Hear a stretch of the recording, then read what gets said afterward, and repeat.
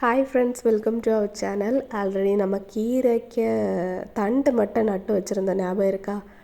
அதை 2 நாளாக மழை பெஞ்சதுனால சுத்தமாக பார்க்கல, அப்படியே விட்டுட்டேன். அதில் என்ன தண்ணி தேங்கி நின்று மூடெல்லாம் அழுகி போச்சு.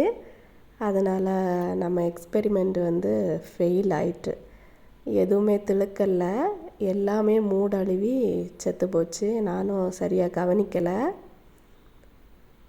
அதனால் இனி சரிப்பட்டு வராது அப்படின்னு சொல்லிட்டு இனி என்ன பண்ண போகிறேன்னா, இதுக்கு முன்னாடி வாங்கின கீரை விதை ஒரு கவர் இருந்துச்சு, அதையே போட்டுருவோம். இனி வாரது வரட்டு அப்படின்னு நினச்சிட்டு சும்மா கிளறி விட்டுட்டு இனி கீரை விதையை போட்டே ரெடி பண்ணிடுவோம்.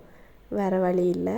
சுத்தமாக அது எல்லா கம்புமே அழுகி போயிட்டு, மழை பெஞ்சதுனால நான் தண்ணி தேங்கினதையும் சரியாக பார்க்கலை. மண் நல்லா ஈரமாக தான் இருக்குது.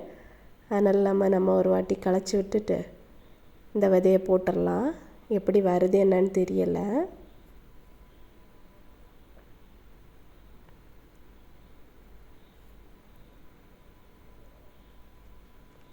குட்டியாக ஒரு மாடி தோட்டம் வைக்கணும்னு ஆசையாக தான் இருக்குது.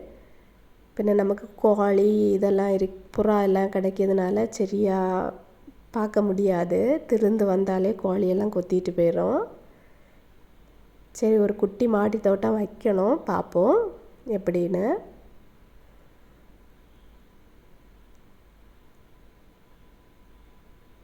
எங்கள் அம்மா வீட்டிலலாம் இருக்கும்போது நம்ம கவர்மெண்ட்டு வச்சு தருவாங்க தெரியுமா வீடு, அந்த சின்ன வீடு தான். அதிலே தட்டு இருக்காது. ஏனாலுமே நாங்கள் ஏணி போட்டு மேலே எல்லாம் காய்கறி செடியெல்லாம் போட்டு வளர்த்திருக்கோம். இங்கே தான் ஒன்றுமே பண்ணலை. இனி நான் ட்ரை பண்ண போகிறேன். நெக்ஸ்ட் வீடியோவில் நம்ம மாடி தோட்டம் தான் ரெடி பண்ண போகிறோம்.